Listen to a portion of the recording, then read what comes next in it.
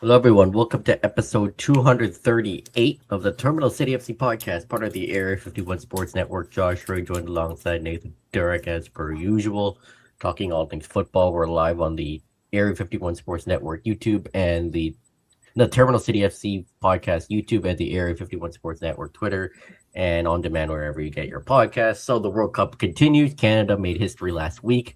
First ever World Cup win, men's World Cup win, 6-0 win over Qatar. One of the stories of the World Cup, but of course there were many other stories of the tournament. Yeah, I mean, I guess we might as well start with Group A, right? Right. Talk about the second round. I don't know. I mean, Group A is kind of just going along. I mean, I think Mexico is kind of running away with it right now. It seems to be they're the team to beat. I will fully admit that game between Mexico and South Korea. Yep. I was hoping for a bit more of a match, and we didn't really get it. It was probably the most boring game of the tournament.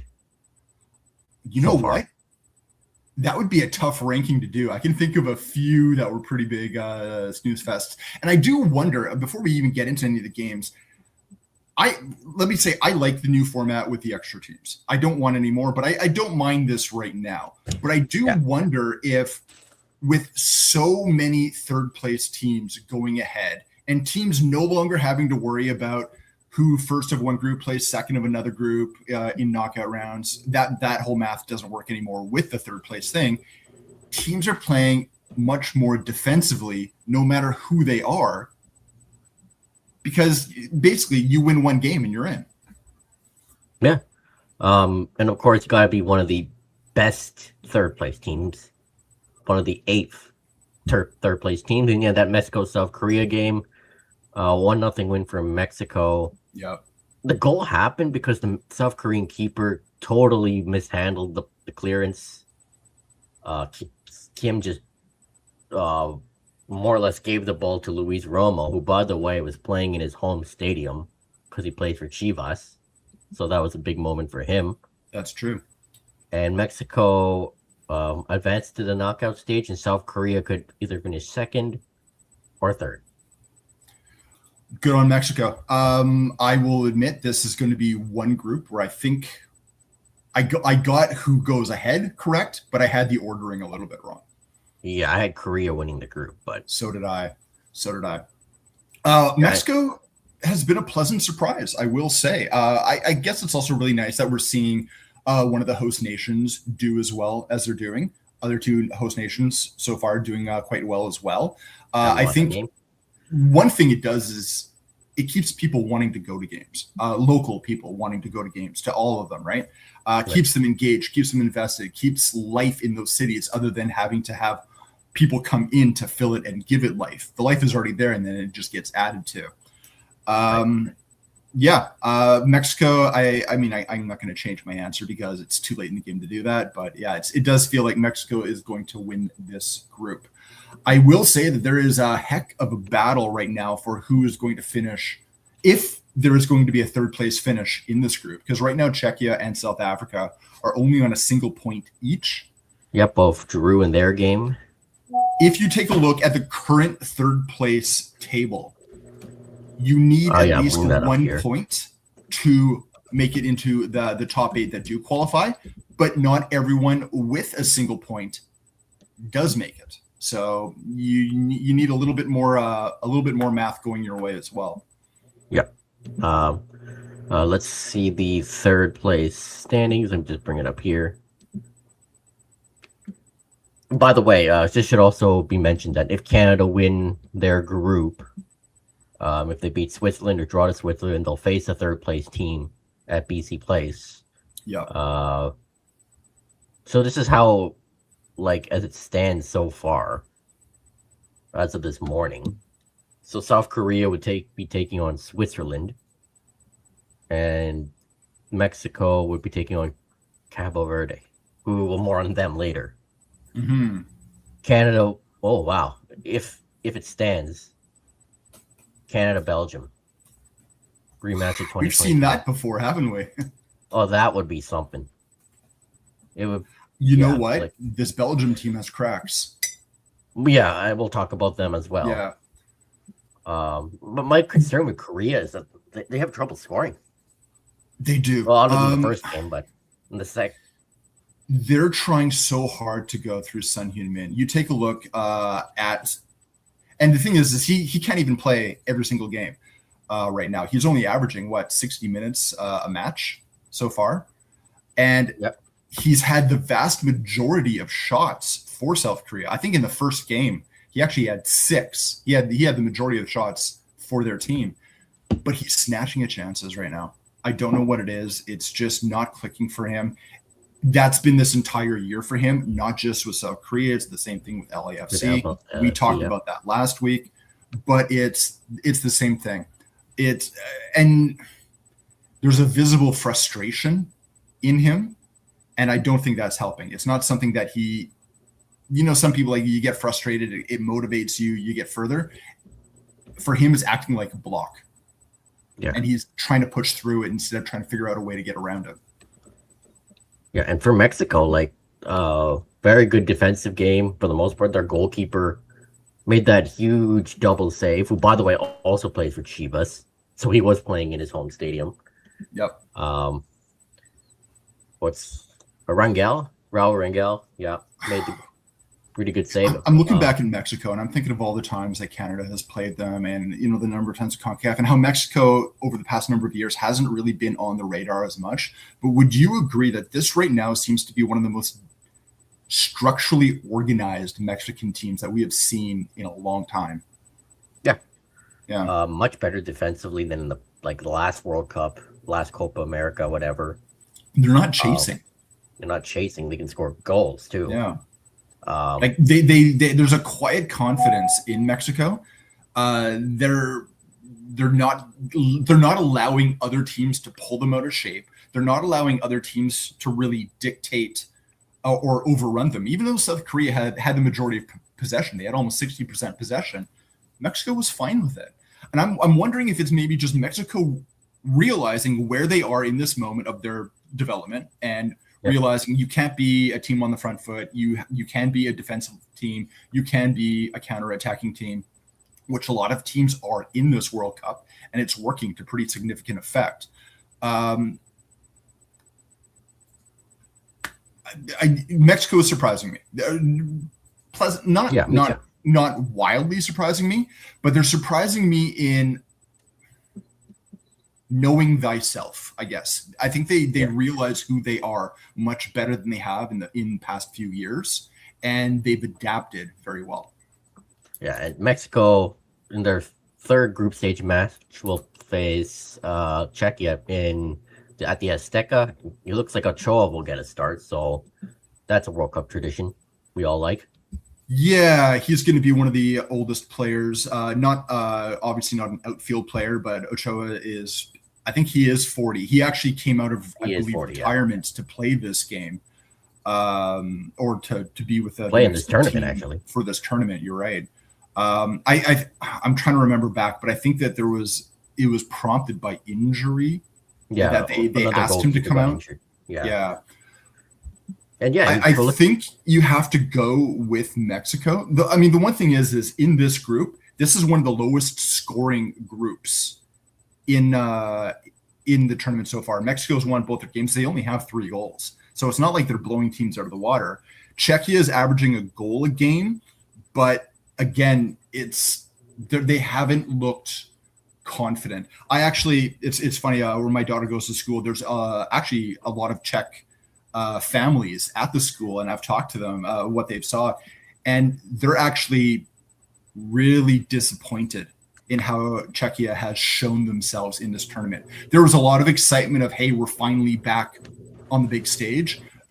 We can actually show what we're made of, and a lot of people just feel like they haven't come across these sharks yet. No. Yeah. They'll be fighting for their lives when they play Mexico, while South Korea will hope to lock up second against South Africa. It's a battle of the Souths there. Pretty much. In LA, Switzerland, Bosnia Herzegovina. This game really had nothing going until the 80th minute when Muharimovic got sent off, and then it was just all chaos from there. Some games have a pivot. They have that one moment where everything changes. And I think you're right. I mean, at that point, it was already 1-0 for Switzerland. But as soon as that red card happened, in the next 20 minutes, you had, 4 goals? Yeah, some of them were bangers. Even the one that Bosnia scored by Mamic. Screamer outside the box. Manzambi with 2. Vargas also scored, and Xhaka with the penalty. Bosnia is one of those teams. Bosnia is one of those teams that, again, happy to get back on the big stage. But when your key player, your talismanic player, and I mean, I guess we can also throw Cristiano Ronaldo into this case, but when your talismanic player is 40 plus years old, what else are you relying on? And the thing is where Portugal might have depth to take out that 40-year-old player, I don't know if Bosnia does. They don't. I mean, Edin Dzeko. I mean, they have some good defensive players, but their attack relies too much on Edin Dzeko. This is another team again. They're shipping goals. I mean, they've allowed 5 goals in their 2 matches so far. This is a weird group in that, and we're going to talk about Canada here right away, but where Switzerland blew Bosnia out of the water, had trouble with Qatar. It was the exact opposite for Canada, where Canada had trouble with Bosnia, but blew Qatar out of the water. So when you get this matchup, which we'll talk at the very end, it's interesting when you look at that dynamic. Yeah, and I mean, Canada couldn't figure out Bosnia's low block. Switzerland could. And then the opposite happened for Qatar. Historic day at BC Place if you were there. Glad you enjoyed it. Yeah. 6-0 win over Qatar. Jonathan David with a hat trick, and he's still in the Golden Boot race.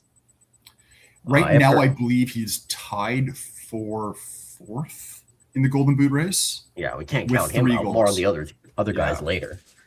But he's into some very good company. Let's put it that way. First player to score a hat trick for his host nation since I forgot who did it, but an English player in 1966. Yeah. Also, the first CONCACAF nation to win a game by 6 goals. Which is crazy. It's also tied for the biggest goal difference in a game in this tournament so far. The other one being Germany versus Curacao, I believe. Yeah, which was a 7-1 game. Yeah.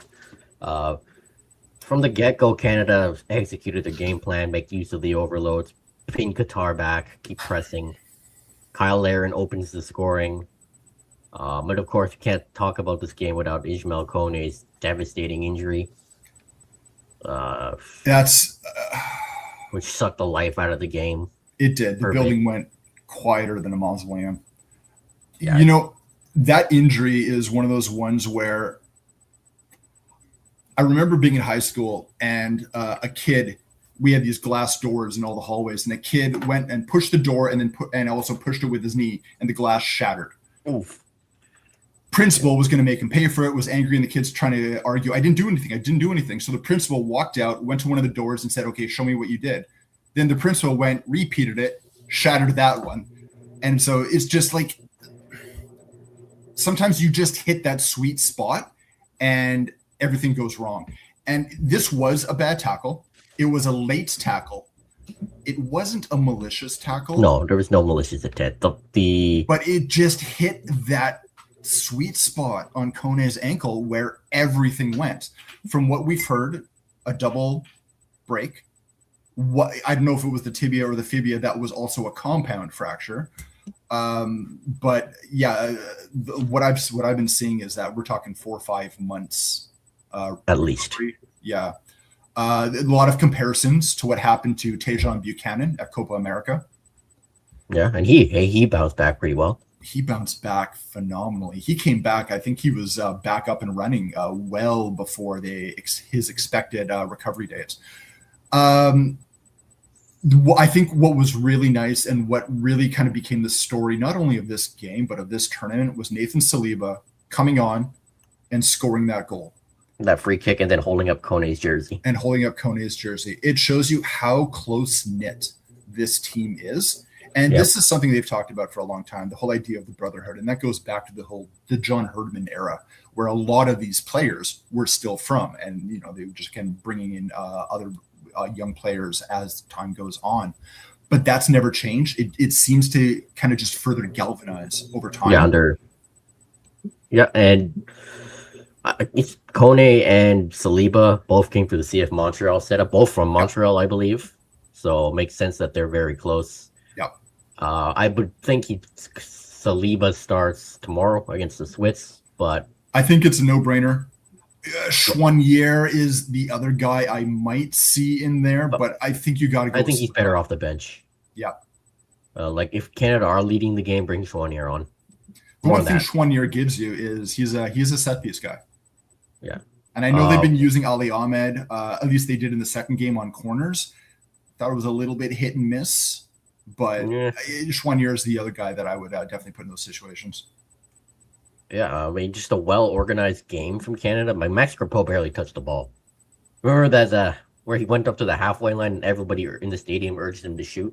Yeah, I know, right? You should have just taken the shot.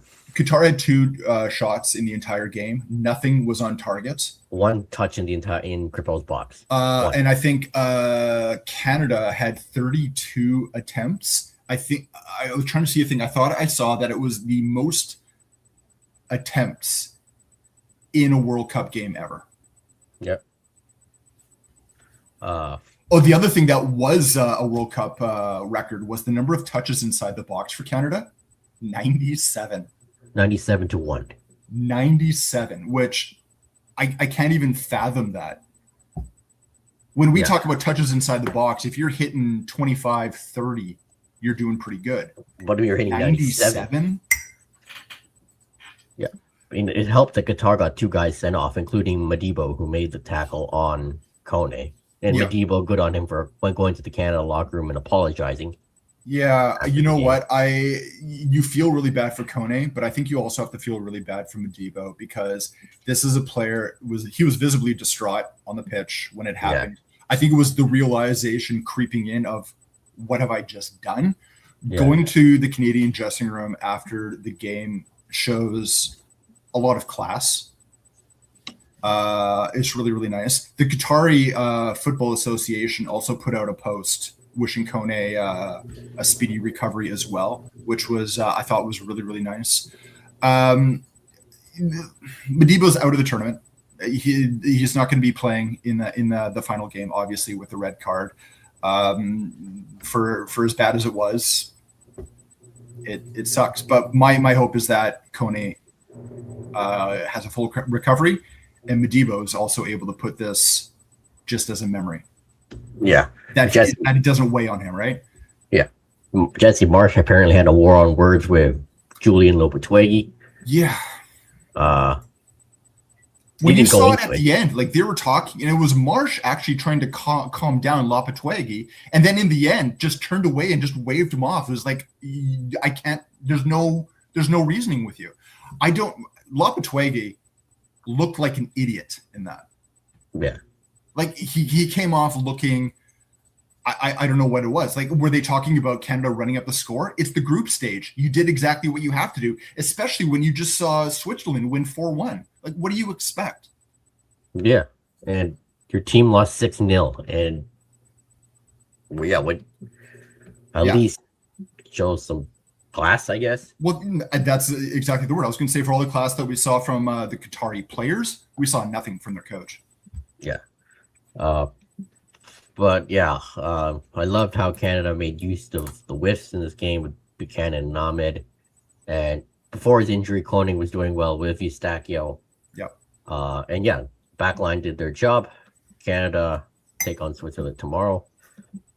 Also, elsewhere, the United States are through to the knockout stage. 2-0 win in Seattle over Australia. This just seemed like a kind of a workman's performance. Like, it was just business as usual.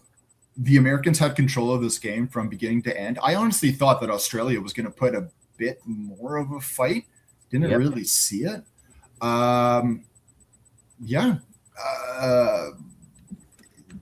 There's not really a whole lot I can say about this game. Americans get 2 goals on only 1.08 One goal xG, right? Like it was from just they took their Burgess. chances. They played to what they needed, but they didn't do anything more because. And I honestly think that the U.S. could have done more. I just felt like it was like they don't have to. This was a game; it's already done. You're already up 2-0 before the half. The second half was just a training exercise. Yeah, and Australia, I don't know, trying to rage bait. Yeah, like you take a look in the second half, the Americans had 1 shot and it wasn't even on target. Yeah, well, the first half was just one-way traffic with Burgess with the own goal created by Fuller and Balogun, and then Alex Freeman getting the second goal right 2 minutes before halftime. The U.S. were just in cruise control, and they are through to the next round. They're not only through, but they will win their group. Yeah, they've won their group. Yeah, especially with oh my God, Turkey. Oh. I don't remember the exact stat was, but they had all those shots, no goals. Miguel, they said what Turkey. It was over 60. It was over 60 shots and no goals in this tournament. Yeah. Oh. In the game against Paraguay alone, they had 32 shots. Yeah, and post of the game, they were playing with the advantage because Almiron got sent off for covering his mouth, which is the new rule now. First player ever to have that rule used on him.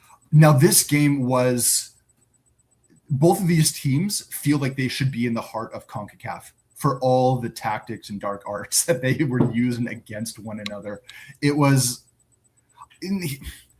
I know that there's people who love watching this stuff and they love watching like teams like just get at each other, like rage baiting each other. Yeah, I hate it because all that stuff happens after the whistle. In order for that stuff to happen, soccer or football actually has to stop. So we ended up just watching a bunch of guys standing around while people were just nitpicking at each other. That's not interesting to me. Yeah, and good on Paraguay and Andres Cubas for playing survival ball. I mean, Cubas has played survival ball before with the Whitecaps against LAFC in the playoffs last year. Paraguay with a huge win. Their only goal came in the first half early. Minute. It was in the second minute, and I believe after that, they didn't have a shot on target after that. They had shots, but nothing on target. Yeah, Galarza with the second minute goal. And that goal, I think it surprised everyone because it was from distance, but it was a low, hard shot, beat the goalkeeper in the corner. It's one I think the goalkeeper should have had. I don't know if it just caught him by surprise or off the line. But Paraguay playing ultra defensive more than anyone that we've ever seen, barely, and especially after that red card, they were just hanging on for their lives. Yeah, the Yildiz and if it was any other team other than Turkey, they would have lost this game. Yeah, but Turkey just so terrible. Can't put a ball in the net. Yeah, and they're going home because of it. Yeah, Yildiz and Guler were not good enough. Yeah, they were just. I don't think that there has been a bigger shock to me than Turkey in this tournament. Everybody had them in the dark horse. I expected better from them. In fact, in this group, we had Turkey qualifying, I believe. I had Turkey finishing second behind the U.S. I think I did as well.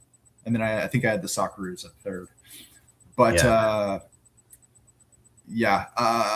maybe it's just the fact that I overestimated Turkey. But the thing is Turkey competes in UEFA.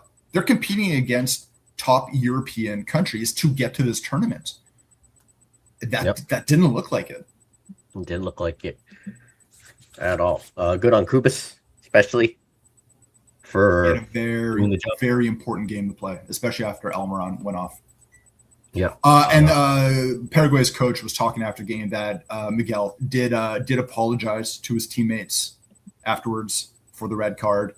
There was no argument. Like he said, I think he was one of those things that, like, look, I may not like the rule, but we all knew the rule existed. He covered his mouth. That's by the rule. It's red card. So yeah, they weren't disputing it. Yeah. Also on that day in Boston, Scotland lost 1-0 to Morocco, a second minute winner from Saibari, and other than that, it was just nothing really much happening. Yeah. Another one where it's. I think this one might be the most boring game of the tournament. This one's up there. It's up Yeah. there. Yeah, I think we're going to say that a few times where it's like, oh, wait, no, it's this game now. I guess the only thing I can say about this is with how much the city of Boston adopted Scottish fans, it's too bad that they couldn't get the win. Yeah, get it. But Morocco is. You take a look at the current, because the FIFA rankings for the men's side right now are live. They change after every match. They're now up to 5th in the FIFA rankings. They're actually tied for the highest African nation ranked by FIFA ever, tying Nigeria, who was ranked 5th, I believe, in 1994. So, yeah. I mean, that tells you what this Moroccan team is right now. I had called this Moroccan team a dark horse. When they finished, yeah. They're whatever step is above a dark horse, but not a top competitor. Yeah, I mean, they finished 4th from the last World Cup. Which blew everyone out of the water. And everyone thought, is this a one-off? It's not. It's not. And for Scotland, nothing really going. No shots on target in this game. Scotland still has a chance. Yeah, they could be the 3rd place. To be the 3rd place team. They're sitting on 3 points, which right now gets you through. It may be enough. I know the Scottish fans have descended into Miami now, so they're turning Miami all tartan. But yeah, they're going to hope for at least a draw. I think it's going to come down to needing. If you need 4 points, you qualify. If you're on 3 points, it's going to be goal difference, head to head, and all that stuff, right? Right, and they'll face Brazil in Miami, who took care of business against Haiti in Philly. Mateus Cunha, 2 goals. 2 well-taken goals. And Vinicius Jr. also got on the board again. Much better from Brazil this time. More free-flowing, more attack-minded. And no Igor Thiago on the bench this time. But Cunha and Vinicius stole the show. Fortunately, Rafinha got injured. Looks like he's out for the rest of the tournament. Yeah. I will say putting Cunha up top and putting Thiago on the bench is how it should have started. Like, there were a lot of questions in that first match of starting Thiago. Don't get me wrong, he had a phenomenal season, but it did not work in that first game. In this game, you saw Cunha and not only what he was able to do, but how he worked with Vinicius Jr. This Brazilian side started to look like a team. I think Brazil realized they were Brazil. Yeah, and you know what? Brazil looked like they were Brazil for 45 minutes. The second half, maybe not as much. And again, I think this is just what we're going to see in this World Cup in the group stage of if teams are winning by a certain margin, there's no need. We've got the job done. We know we're going to qualify. Let's just rest. And we saw that. I mean, Ancelotti actually put on Endrick, which nobody thought was ever going to happen because of like the rumors between Endrick and Ancelotti, right? But Brazil also in that second half were sound defensively. Gabriel and Marquinhos did pretty well. So center backs. Again, Brazil didn't have a single shot on target in the second half. It was Haiti that was really trying to press and do something with the ball. I don't think they ever looked like they were going to threaten Brazil. The game was done, but good showing for Haiti for fighting. Yeah, but Haiti are out of the World Cup. Yes, they are. Sweden beat Tunisia 5-1, and then they lose to the Netherlands 5-1 thanks to goals by Gakpo, Brian Robbie, and Somerville. This is the Netherlands that everyone expects to always show up at a World Cup and might for 1 or 2 games, but never finishes it. What was it? Netherlands has made it to the final of the World Cup 3 times. They've never won. Never won. You know what? Congratulations for getting your emphatic win. I still don't see them getting out of. Get a quarterfinal, get a semifinal, but that's going to be it for the Dutch. Yeah, I mean, just well-taken game from the Dutch. I mean, Sweden fought back. They did get a goal from Alanga, but the Dutch did well with their press, with their possession, and it was just a demolition from the orange guys. Cody Gakpo, who is rumored to be on the move from Liverpool. Actually, I know Spurs are really, really high on him right now. But his whatever the transfer fee for him is, it's going up by about £5 million with every goal he scores. Yeah, and Liverpool fans are asking where was this all season? Yeah, well, wasn't Gakpo the one that put out a little bit of a cryptic comment about Arne Slot as well? Maybe I can't remember. I think he did, and basically it was saying like, look, the reason why Liverpool was the way it wasn't the players. Let's put it that way. Yeah. So who knows? Maybe a change in scenery will unlock him again. Yeah, and then also from that group, Japan just took it to Tunisia. One-way traffic. 2 goals from Isa Ueda, 1 from Daichi Kamada, which was like 4 minutes in, and 1 from Ito. Tunisia, famously or infamously, after the first round, fired their head coach, brought in someone new on the interim. They brought in actually Renard, who has managed, I don't know, half of Africa at this point. Great coach, but absolutely no time at all to try and get something going, right? And like, this isn't even an intern that was hired internally. This is someone from completely out. They asked him actually at his press conference, do you even know the players you have? And he was basically saying like, oh no, we know Tunisia because we watched them perform at, AFCON and all these other stuff. I played against them when I was managing, this team and this team. But it's different when you're in the room. It's different when you get to know the players and understand how their personalities work together. He had absolutely no time at all. Tunisia managed 2 shots, nothing on target. Basically, put it this way: Tunisia managed with 11 men what Qatar against Canada managed with 9 men. Yeah, and then Japan were just efficient. They were effective. Everybody did their job. This Japanese team is one of the most exciting teams to watch. They were just fun in this game. Yeah, and the one thing I will give credit to with Japan is they don't go down. They don't flail on the pitch. They keep their feet and they keep moving forward. I love this Japan team. I hope they do well. Because I love their style of play, and I love just their philosophy of, if you're going to go down, you better be hurt. If you're not, if you've just been tapped, keep going. You've got the flow. You've got the momentum. Why would you disrupt that?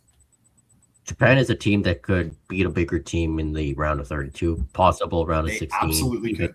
Final appearance. Absolutely could. Now, nothing in this group is, Tunisia is out. We know that.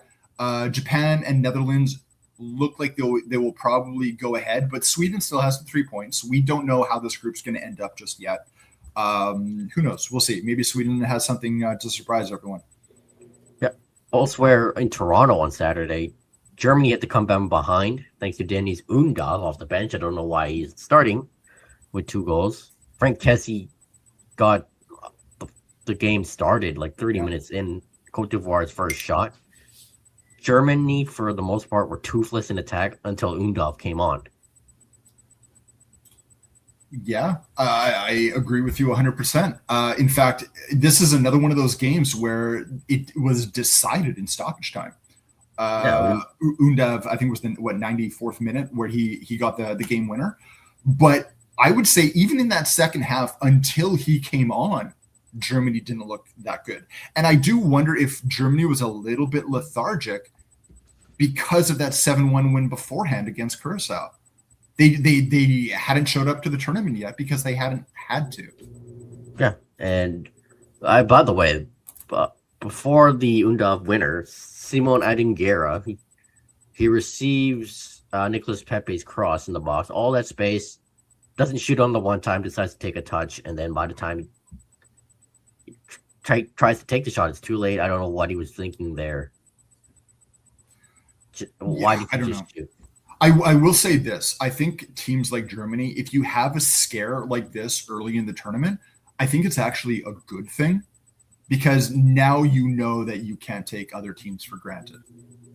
Yeah, Germany. I think it's not. I think it's a good thing for a team like Germany. Yeah, Germany are through, and for the first time since they won the World Cup in 2014, they got out of the group stage. Last two, they were Yeah, grouped. yeah.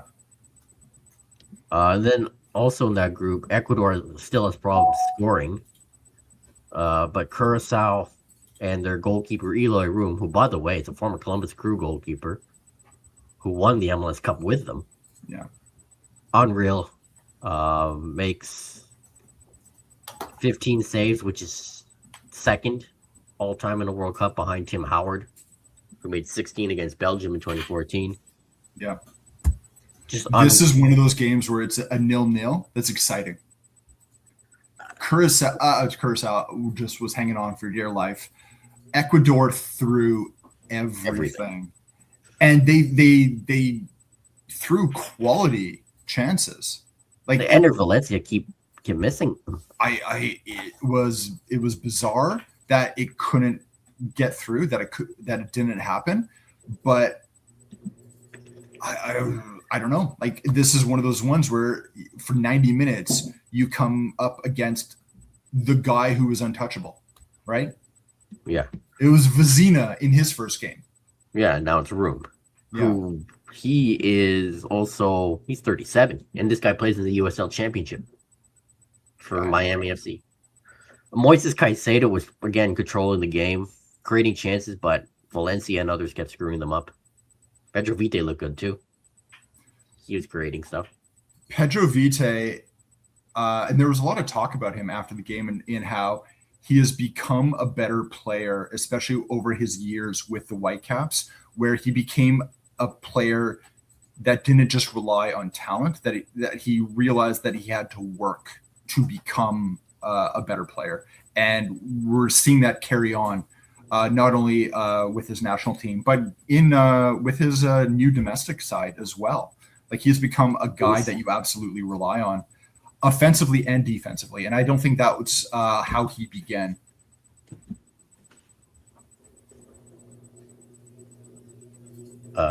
Yeah.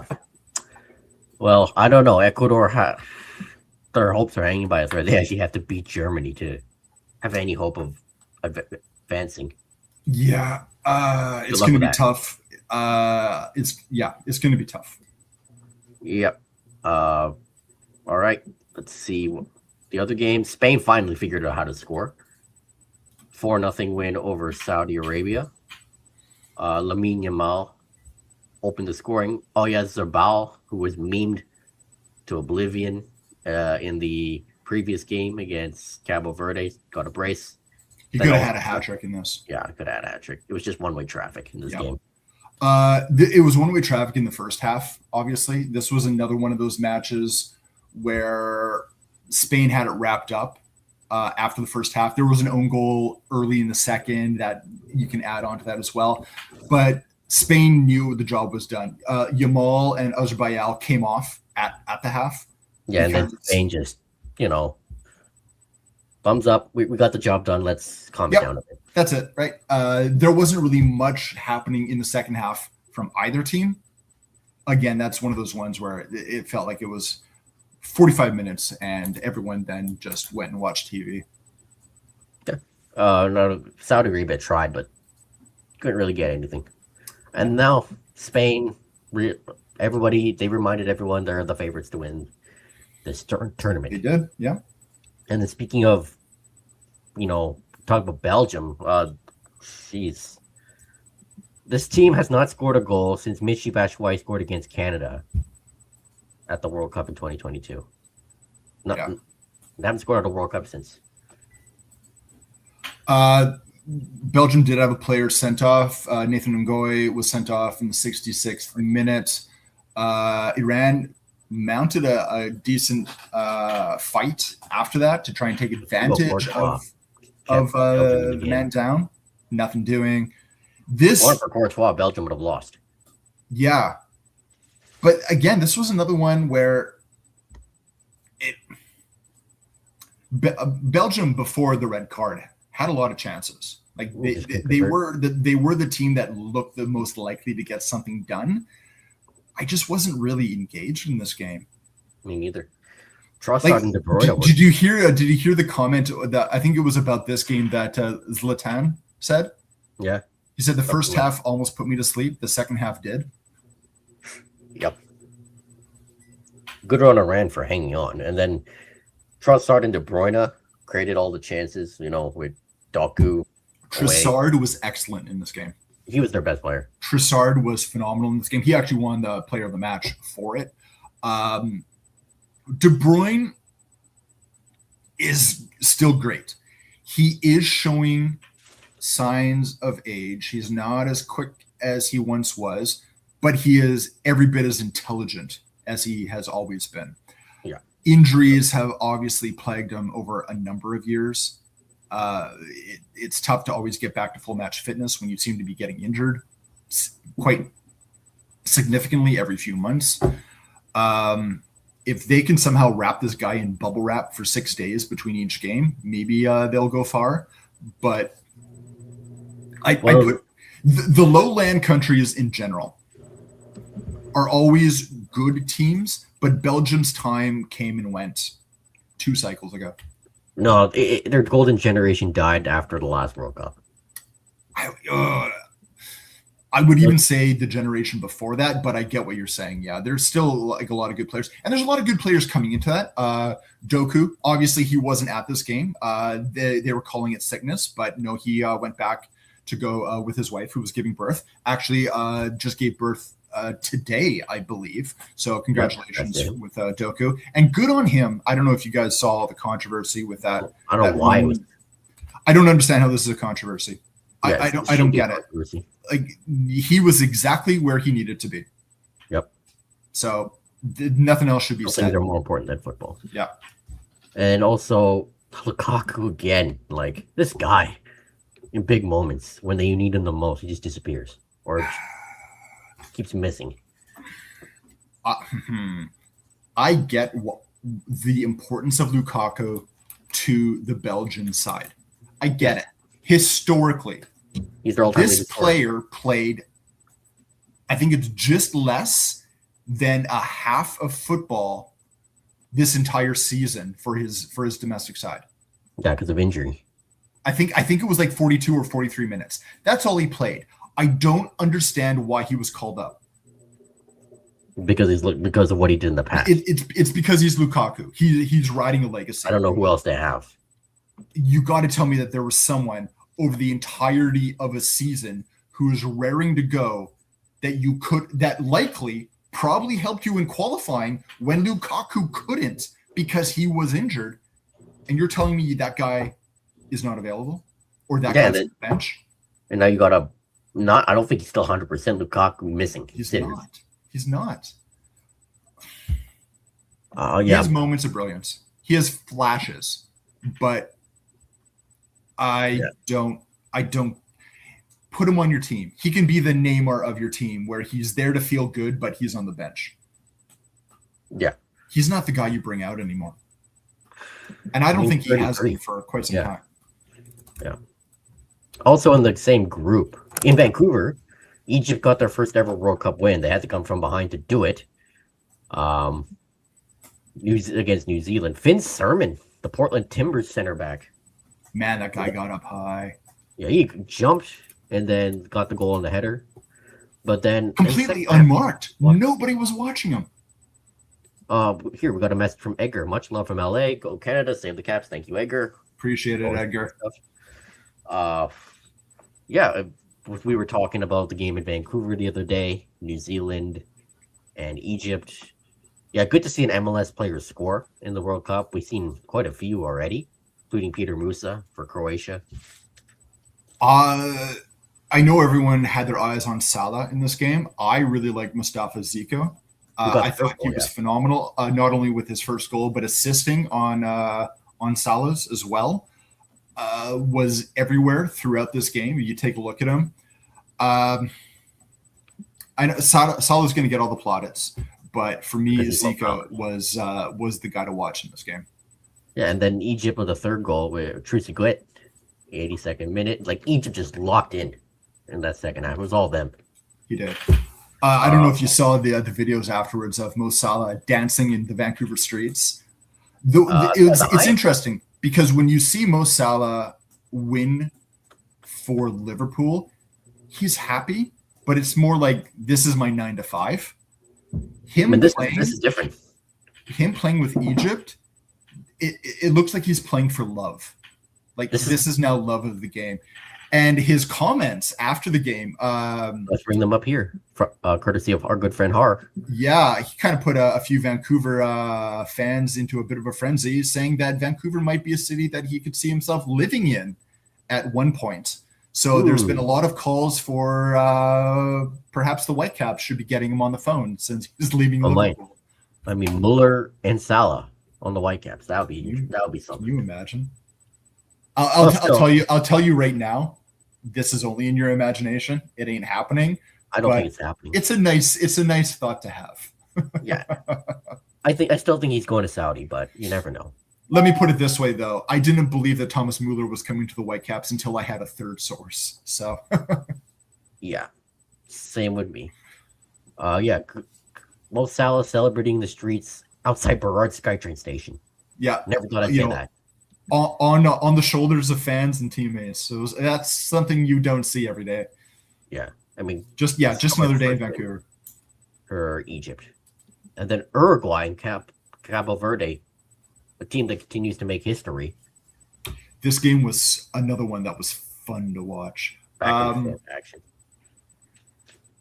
Cabo Verde gets us started with a free kick from Kevin Pina that fools everybody. I believe they actually they said it. It was at 32 yards out.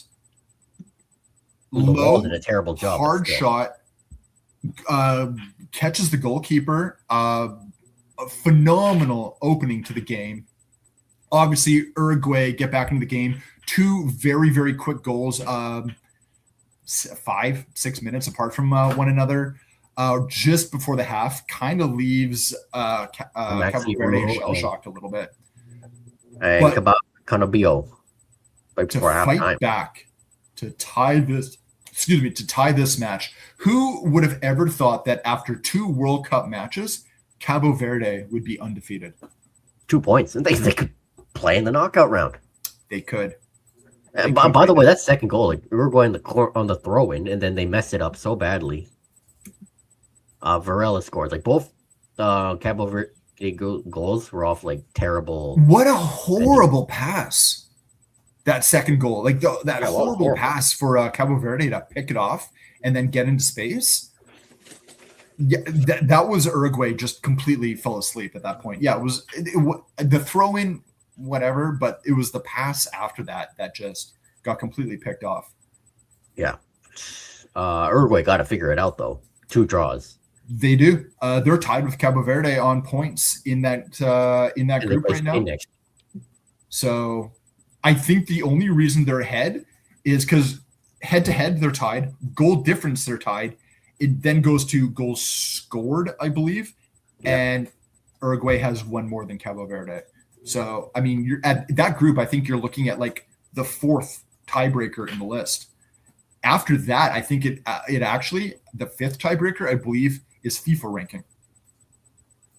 Yeah, I think you might be right. Yeah, which then Uruguay has it, but I don't think I've ever seen where you have to go to the 5th tiebreaker. Yeah, Donald, it's very unlikely anyway. It is. Yesterday was a day of history. Lionel Messi makes history again. Passes Miroslav Klose for all-time leading World Cup goal scorer. What can't this guy do on the pitch? He missed the penalty first, but then he just bounced back and did Lionel Messi things. Argentina just took it to Austria, 2-0 win. Messi was Messi. Enjoy him while you can. The penalty kick. I mean, Messi doesn't really take penalty kicks for his domestic sides. He shouldn't be taking them for his national team, but he pops up. He not only gets the record of most World Cup goals ever in the men's tournament, he now has the most World Cup goals for any player, beating Marta. Yeah. I mean, just what more can we say? He's the greatest of all time. as seen by me and many others for a reason. Yeah. Like I said last time, this is an argument I try to stay out of, but it's becoming increasingly difficult to not say he is the greatest of all time. The main thing I find it difficult, it's not the argument between Messi and Ronaldo. It's the argument between Messi in this generation and players of other generations. That's where I find it difficult. Yeah. It's like when you see the lists of what is the best music of all time, and the list includes songs of only the last 40 years. And I was like, no. What about the other 1,000 years before it? Like, did you just fall asleep? Exactly. And also, Kylian Mbappe got a brace on the same day against Iraq, which was interrupted by a long weather delay. I guess it's not always sunny in Philadelphia. Over 2 hours. Thankfully, they actually ended up making it to the half before the weather break. This was also the first game in World Cup history that featured an all-Canadian referee lineup. Yeah, which included Drew Fisher from Calgary, who is a two-time MLS referee of the year in a row. Yep, and he was the guy that ref last year's MLS Cup final between Inter Miami and the Whitecaps. That's true. He's also ref a ton of MLS. Mbappe is on the heels of Messi for that record of most goals ever in a World Cup. He is keeping very, very close on him. I believe Messi's on 18, and Mbappe's at 16 right now. Yeah, and just first goal was just a banger outside the box. Second one was well taken from as well inside the box. And then Ousmane Dembele gets his first ever World Cup goal from a great pass from Michael Olise. There was talk amongst the French camp about that Dembele goal, saying that the whole team had been working to try and get him that goal to help unlock him, and also just because more than anyone on that squad right now, he was the guy that deserved it. Again, Dembele was always a player that bothered me early in his career. I think working in PSG under Luis Enrique really, really changed that player. And I believe you think of in the French side, how many of those players have been influenced by Luis Enrique through PSG and then coming into the national team and that kind of filtering through all the other players. This French team, I'll say it, I'm going to keep saying it. This is the team to watch in this tournament. I mean, look at this. They aren't this isn't fair with what they have in their attack. Take off Dembele and Olise and bring on Dwayne Cherky. Their depth are starters on any other team. All these guys are starters. Yeah. On any other team. That's just it, right? That's why I have them winning the whole thing. I have them winning the whole thing too. And then another great player, Erling Haaland. A brace for him. Listen, that second goal especially was a great volley.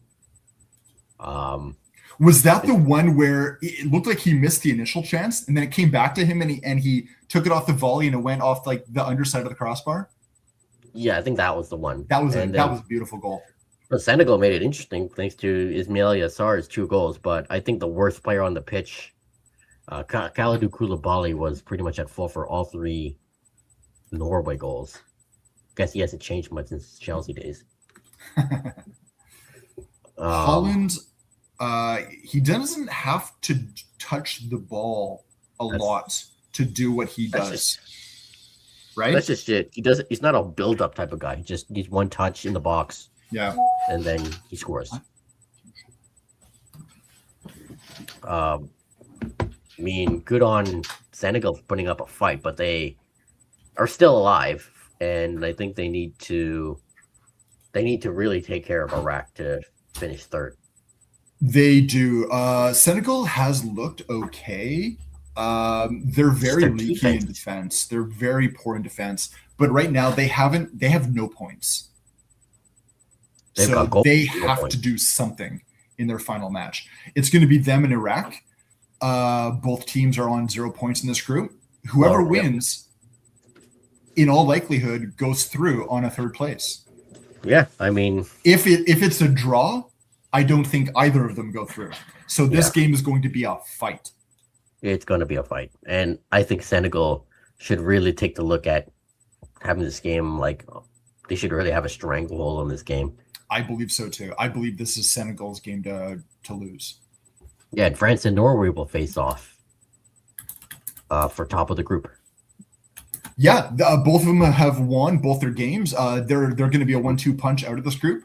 Basically, it's just for bragging rights, who finishes top, whatever. It's still important. Both of these teams, first off, both of these teams can score goals. And both of these teams have generational talents. Both of them have generational talents.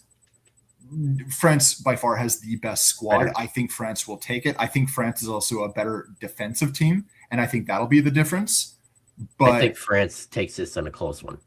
Yeah, it's going to be closer. This is going to be the first test for France. Yeah. And then last night in San Francisco, very exciting one. Back and forth action. Jordan and Algeria. One transition was all it took for Jordan to get their first goal, thanks to Al Rashdan, and then both Algeria's goals, corner kicks, first from Bamboule and Gouiri.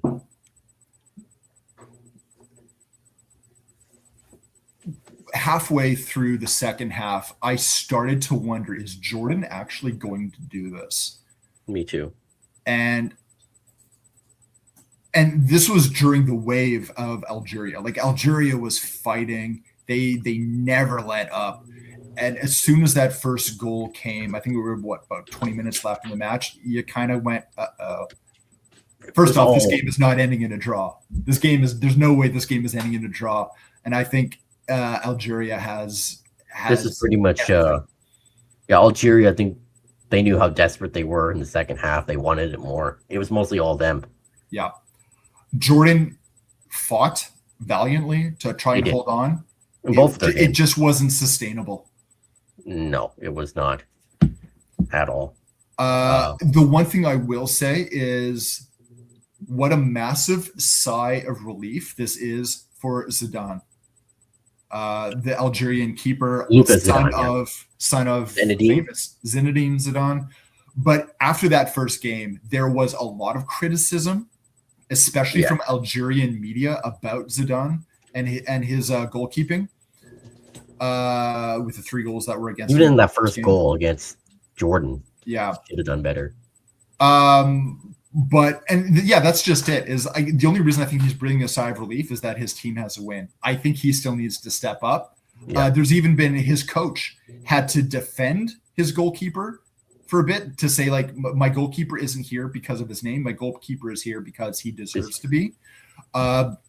Good. That's what you want your coach to say. You want him to be able to say that to the media. My guess is he's might saying something in the locker room to his goalkeeper to try and motivate him, try to get him to, be the reason why he was selected.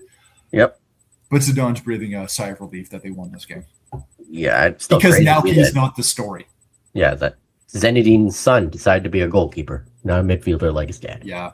Qualifies for Algeria through his grandparents. Zinedine was born in France, but his parents are Algerian. His and son, of course, there's this whole discourse online about immigrants shouldn't. I'm not going to get into it, but hey, I've seen that about Canadian players, and ironically, the shot that they were showing was all Canadian players born in Canada. And by the way, this goes for Canada and France. Without immigrants, the team would suck.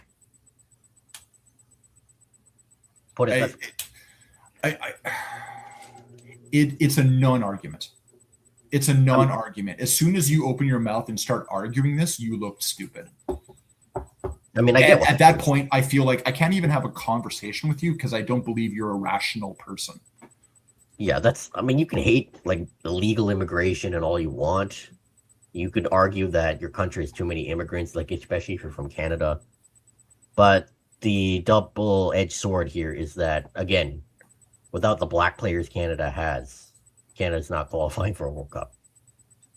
It's not even that. I mean, you can throw other players into this. I mean, De Fougerolles wasn't born in Canada. I mean, he still has Canadian blood. Yeah, but all these players do. So, like, it's stupid. Yeah. Yeah. Anyway, I don't want to get into that. Let's preview Canada versus Switzerland. And This is going to be different from Qatar because Switzerland are very good on transitions. They are a team that if they score first, they'll hunker down, and if Canada scores first, they'll be chasing. Yeah, this is not going to be an easy match by any stretch of the imagination. Kind of the first. I you know what I don't even want to call it the first test for either of these sides because these teams have had draws in this group already. Two different teams. That's why it's a difficult one to say because both teams have stars that you can kind of pick to. Like, I mean, there's Jonathan David, you can pick two Granit Xhaka or Vargas as players on the Swiss side that you want to pick up, and that will be difference makers. They're both teams that are strong defensively. Canada's only allowed one goal in this tournament. Switzerland's through a set piece. Two. Yeah. And then both these teams can score goals. Yeah. Both of these teams are organized. Both of these teams are very good squads. They're built squads. Both Right? teams are They don't rely on any one player.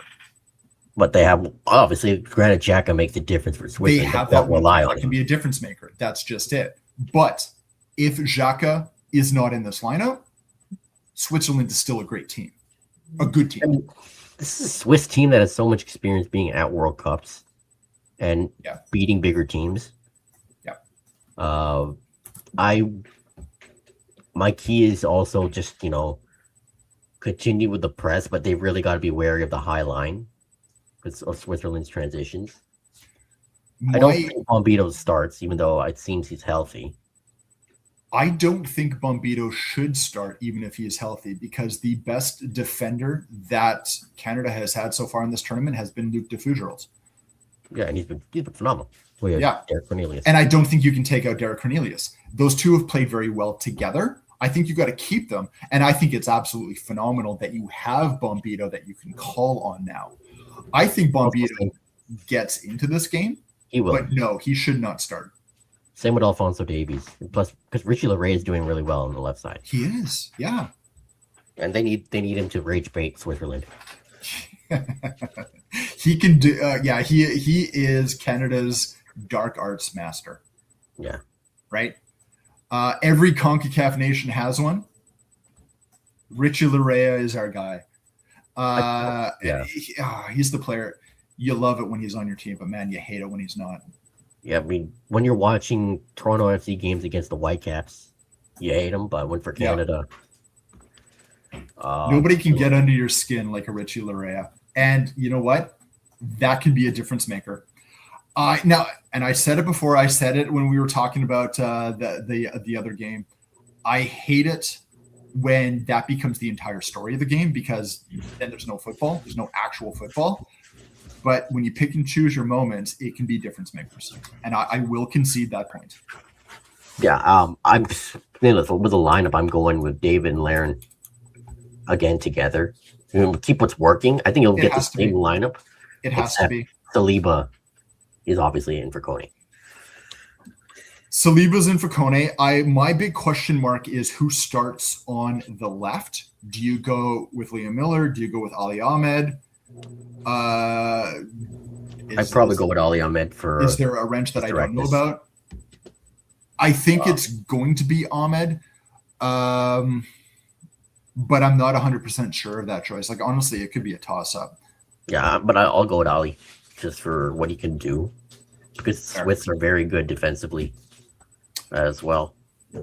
Ahmed is one of the best at taking on player 1v1. You never know what direction he is going to go because he plays so forward over the ball. The ball is in his feet. It looks like he is a half step away from tripping over the ball or his own feet. But I remember watching even back in the day with the Whitecaps he is so unique in how he takes on players 1v1. I don't know if I've ever really seen a player look like he is before. Like it is. Like he looks like he's a guy walking down the street drunk. Yeah, but And you same just don't time, know which way he's going to zig or zag. Yeah. The only person on the pitch who knows where Ali Ahmed's going to go 1v1 is Ali Ahmed. Yeah, need him to take on the Swiss back line. So yeah, I believe that way too. The Switzerland's have been the favorites to win this group. I could even argue they're the favorites to win this game. But you and I both said the Swiss would probably win this group as well. Now the thing is all Canada needs is a draw.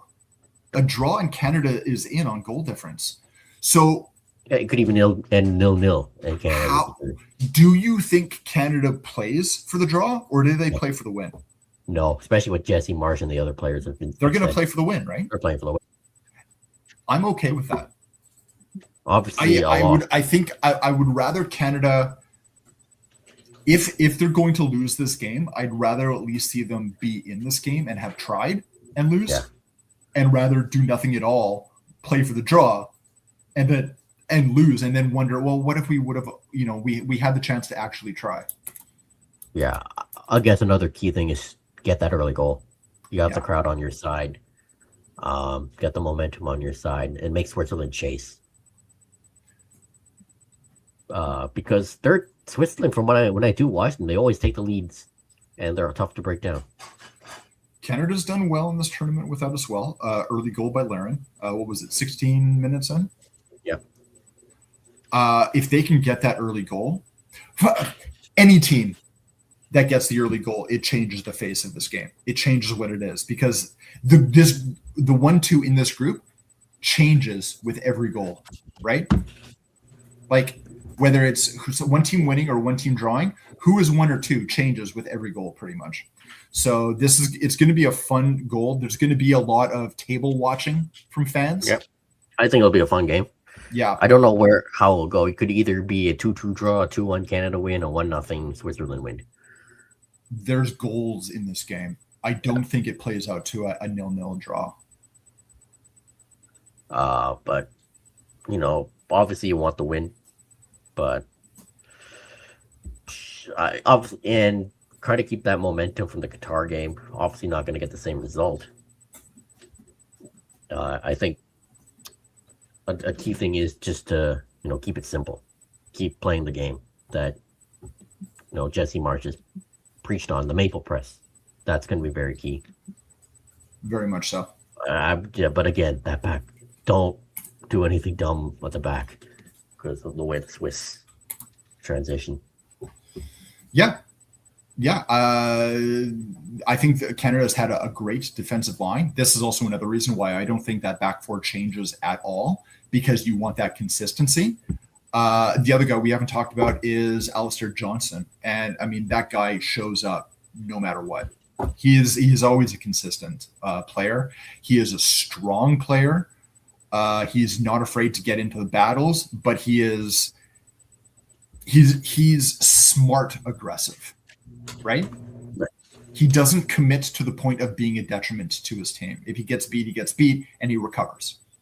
Need him to clog the overloads, the wide areas. Yeah, I think both teams are going to really attack the wide areas in this game. Canada did it against Qatar, and Switzerland did it against Bosnia. Yeah. I don't think this game will be boring, to say the least. It will be an exciting one. I think the third round is going to see a lot of interesting matchups because a lot of teams are on the line. And I get it, Canada and Switzerland might not be on the line in this group. They are likely to be the 1-2 that goes through. But I think finishing first matters so much to Canada and to the Swiss. But I think it matters so much to Canada because you get to play your next game still in Canada. That's 2 games, actually, if they make it that far. We'll talk about the first one first. You got to get past the round of 32 before we talk about the round of 16. But it is, I think that weighs. And I know you want to say in the World Cup, you only think about the match in front of you. I think it's kind of laughable if you're not thinking about the next one, especially at this stage. It matters a lot more to Canada since they're at home. It does. If they win the group, they get to stay in Vancouver. Yeah. If they don't, it is likely they play South Korea in LA. it is. And if Canada win the group, if they beat Switzerland or draw, their likely opponents are Austria or Algeria. Even Iran Which is a possibility. is, again, they're difficult matches, but they're winnable matches. Yeah, it should be a good game tomorrow. I won't, obviously tickets are expensive, but I'll participate in the march, probably get some video content, be watching from up top. Yeah. Hope Canada wins tomorrow. Hope you all enjoy it. So that concludes this week's episode. Follow me on Twitter, Josh3800, podcast at Terminal City FC, on Instagram, Twitter, Blue Sky, YouTube and all that. Nathan and then Derek on Twitter and on Blue Sky. Check out all our daily recaps for Air 51 Sports Network. Gonna be a bit tougher now with 6 games a day, so might have changed the format a bit. We only have to worry about it for 4 days. Yeah, and as a World Cup game going on right now, it's 3-0 to Portugal. Ronaldo with 2 goals. He just scored again. And Nuno Mendes has 1. I guess he's silencing the detractors. Yeah, I guess you saw what Messi and the others did yesterday. Yep. He needed this game. Enjoy the football. Go Canada, and we'll be back next week. That concludes this week's episode. Peace out. Take care.